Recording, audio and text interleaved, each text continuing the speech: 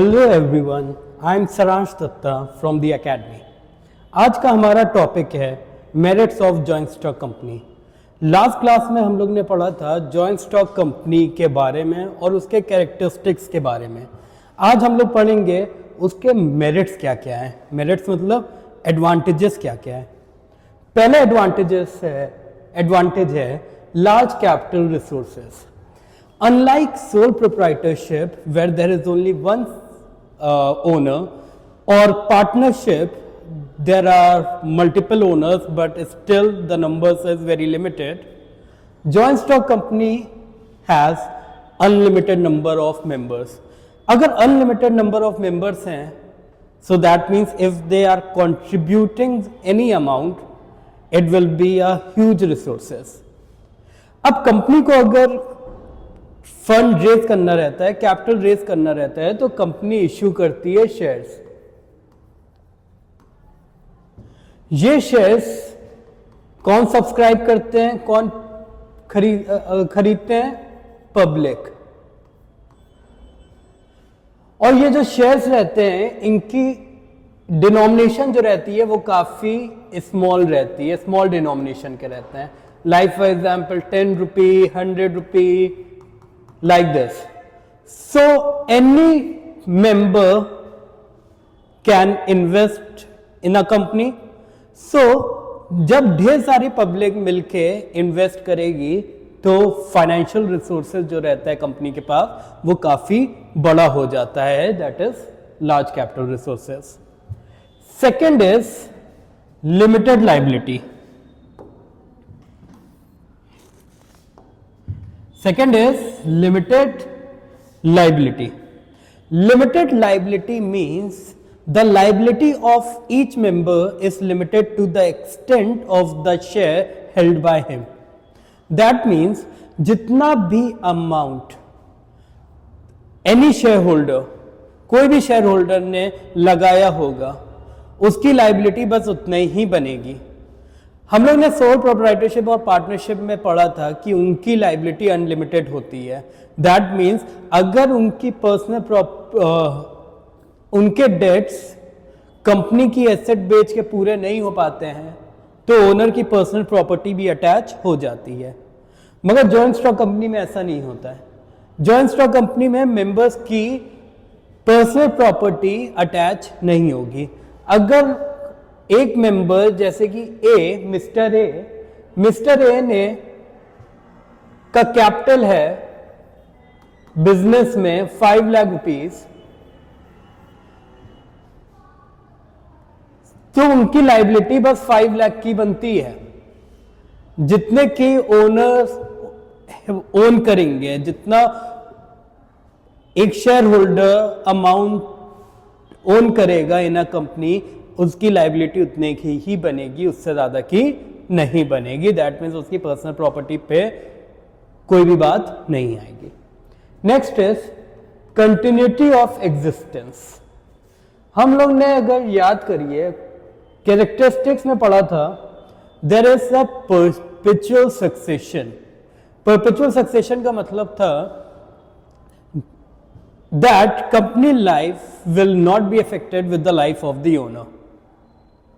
Owner insolvent हो जाए, owner की डेथ हो जाए, ओनर इंसेन हो जाए, पागल हो जाए, तब भी हमारी कंपनी चलती रहेगी। It will continue till the end. मतलब कि इसमें कोई भी एंड नहीं है। जब आपने डिसाइड करा लॉ से पास होके बनी है और लॉ से ही एंड होगी। किसी ओनर के रहने या ना रहने से कंपनी पे कोई भी इफेक्ट नहीं आएगा। Next is efficient management. क्या सोल प्रोप्राइटरशिप में एफिशिएंट मैनेजमेंट नहीं थी? क्या पार्टनरशिप में एफिशिएंट मैनेजमेंट नहीं थी? इतनी नहीं थी। क्यों नहीं थी? उसका रीजन है, अगर आपको एफिशिएंट मैनेजमेंट हायर करना है तो उसके लिए आपको बहुत ज़्यादा सैलरी पे करनी रहती है, बहुत ज़्यादा स्टेक्स भी हो सकता है आपको देना पड़े एज ना पार्टनरशिप। हो सकता है आपको उनको पार्टनर भी बनाना पड़े जिससे प्रॉफिट भी बढ़ जाएगा।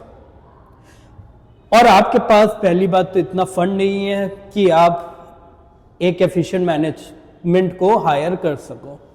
मगर हमारे जॉइंट स्टॉक कंपनी में as we say that there is large capital resources, that means पैसा है कंपनी के पास। अगर पैसा है कंपनी के पास तो वो एक अच्छी एक्सपर्ट प्रोफेशनल टीम रेडी कर सकती है, और अगर एक्सपर्ट प्रोफेशनल टीम है so they will efficiently with efficiently, और अगर एफिशिएंटली काम कर रही है so ultimately it will benefit the company only. Next is transferability of shares. See in a partnership we studied कि आप अपनी ओनरशिप किसी और को ट्रांसफर नहीं कर सकते हो unless and until all the partners agreed to it. Butt joint stock company में आप अपनी ओनरशिप किसी दूसरे पर्सन को इजीली ट्रांसफर कर सकते हो अगर वो पब्लिक कंपनी है तो। अब जॉइंट स्टॉक कंपनी भी दो तरीके में आती है, प्राइवेट कंपनी में और public company. Public company transfer कर सकती है, प्राइवेट कंपनी को रिस्ट्रिक्ट होता है ट्रांसफर करने का। Next is economies of scale. अब इसका मतलब क्या है? इकोनॉमीज ऑफ स्केल, स्केल का मतलब होता है स्केल ऑफ ऑपरेशन। किस लेवल पे आप ऑपरेशन कर रहे हो, छोटे लेवल पे ऑपरेशन कर रहे हो या बहुत बड़े लेवल पे ऑपरेशन कर रहे हो। ऑपरेशन का मतलब वो नहीं कि डॉक्टर ऑपरेशन कर रहे हैं, बिजनेस में कितना ऑपरेशन, कितना प्रोडक्शन हो रहा है। हमेशा याद रखिए, लार्ज अगर स्केल ऑफ प्रोडक्शन लार्ज है तो उसके कई बेनिफिट मिलते हैं। बेनिफिट कैसा मिलता है? पर यूनिट कॉस्ट जो होती है वो डिक्रीज कर जाती है। अगर पर यूनिट कॉस्ट डिक्रीज कर गई तो प्रॉफिट मार्जिन जो कंपनी का होता है वो इंक्रीज कर जाता है। सो दैट मीन्स जो बेनिफिट्स वो प्रोप्राइटरशिप और पार्टनरशिप नहीं ले पाते हैं लार्ज स्केल प्रोडक्शन का, क्योंकि लार्ज स्केल प्रोडक्शन कहां पॉसिबल है? जहां लार्ज कैपिटल रिसोर्सेस अवेलेबल हो, क्योंकि प्रोडक्शन करने में काफी पैसा लगता है। तो जब प्रोडक्शन ज्यादा करोगे तो आपकी पर यूनिट कॉस्ट क्या होती है? कम हो जाती है। कैसे कम हो जाती है? एक छोटा सा एग्जांपल लेते हैं। सपोज आपने एक बिल्डिंग, आपका प्रोडक्ट, आप कहीं प्रोडक्शन करते हो जिस बिल्डिंग में, वो रेंट पे है। रेंट कितना देते हो बेटा? 50,000 रुपया देते हो रेंट। अगर आप एक यूनिट भी प्रोड्यूस करो तब भी आपको 50,000 फिक्स कॉस्ट देना पड़ेगा, और चाहे 1000 यूनिट प्रोड्यूस करो तब भी आपको 50,000 ही देना पड़ेगा। सो दैट मीन्स अगर 1000 यूनिट प्रोड्यूस कर रहे हो तो ये 50,000 रुपया 1000 यूनिट पे आ जाएगा। दैट मीन्स एक यूनिट पे कितना आएगा? 50,000 डिवाइडेड बाय 1000। एक यूनिट का कितना आएगा? 50 रुपया।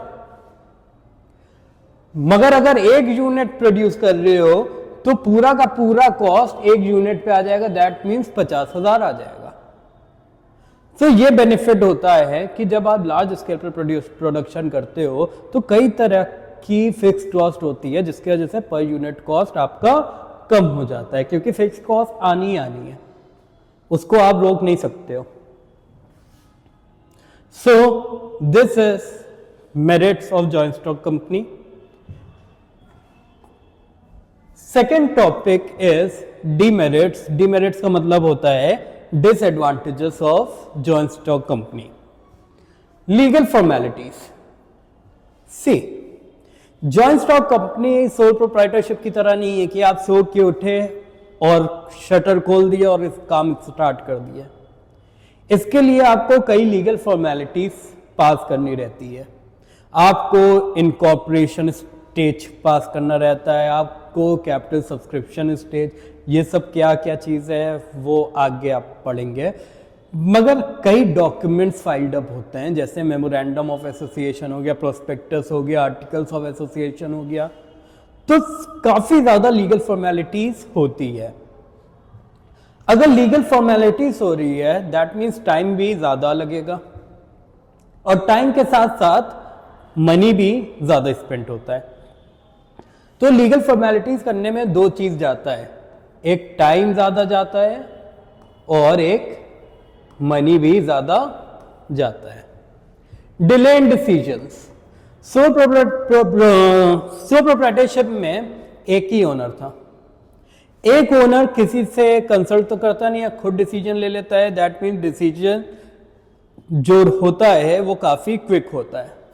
मगर जॉइंट स्टॉक कंपनी में कई मेंबर्स होते हैं, अगर कई मेंबर्स है तो कंसल्ट भी कई मेंबर्स से होता है, जिसके वजह से डिसीजंस जो होता है वो काफ़ी डिले कर जाता है।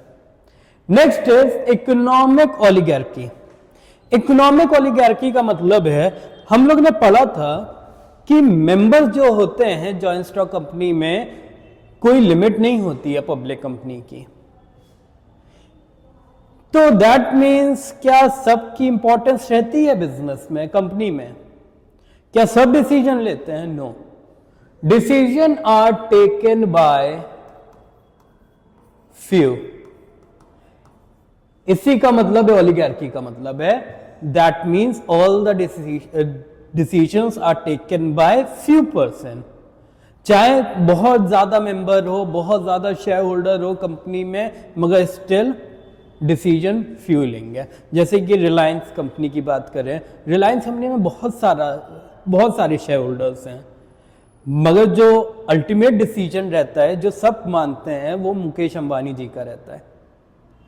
So that is what the power with few only. Unhealthy speculation. Unhealthy speculation का मतलब होता है आप गलत तरीके से शेयर का प्राइस बढ़वा दे रहे हो, जिसके वजह से आपको फायदा हो रहा है। एक एग्जाम्पल है इनसाइडर ट्रेडिंग का। इनसाइडर ट्रेडिंग का मतलब होता है कोई कंपनी की खुफिया बातें आप जानकर और मार्केट में शेयर्स का प्राइस को मैनिपुलेट कर सकते हो। वो इल्लीगल है ज़रूर, मगर हमेशा होता गया है। एक बहुत फेमस है स्कैम 1992, वो उसी के बेस पे है। सो अनहेल्दी स्पेकुलेशन में जो बोर्ड ऑफ डायरेक्टर रहते हैं उनको हर इन्स एंड आउट्स पता होते हैं कंपनी के, तो वो चाहे तो अपने पर्सनल गेन के लिए मार्केट प्राइस शेयर का मैनिपुलेट कर सकते हैं। डायरेक्टली नहीं तो इनडायरेक्टली कर ही सकते हैं, even though it is illegal. Next is conflict of interest. अब कॉन्फ्लिक्ट कब आता है? जब सबकी सोच अलग अलग होती है, जब सबका इंटरेस्ट अलग अलग होता है। कंपनी में कई तरीके के लोग होते हैं, जैसे कि एक हो गए डिबेंचर होल्डर्स,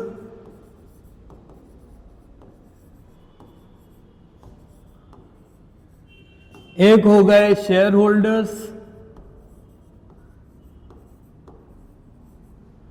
डिबेंचर होल्डर्स कौन होते हैं? जो कंपनी के डिबेंचर होल्ड करते हैं। डिबेंचर क्या होता है? It is a loan which is taken from the public. So that means debenture holders are just like the creditors of the company. तो क्रेडिटर्स का एकदम इंटरेस्ट अलग होता है, इनको फिक्स्ड इंटरेस्ट चाहिए ही रहता है, फिक्स्ड इंटरेस्ट चाहिए रहता है। और शेयर होल्डर कौन रहते हैं? जो कि ओनर है कंपनी के, जिन्होंने पैसा लगाया है ताकि उनको इन रिटर्न डिविडेंड मिल सके। तो दोनों का इंटरेस्ट अलग अलग है, इनको फिक्स्ड इंटरेस्ट चाहिए, इनको डिविडेंड चाहिए। तो जहां पे इंटरेस्ट अलग अलग हो जाता है, डिफरेंट हो जाते हैं, तो वहां पे कॉन्फ्लिक्ट होने के चांसेस बहुत ज़्यादा हो जाते हैं। I hope it is clear, that is demerits of joint stock company. अगर कोई भी क्वेश्चन रेज हो रहा है तो आप कमेंट बॉक्स में पूछ सकते हैं, और अगर आपको ये टॉपिक अच्छा लगा है तो इस वीडियो को लाइक करें और इस चैनल को सब्सक्राइब करें।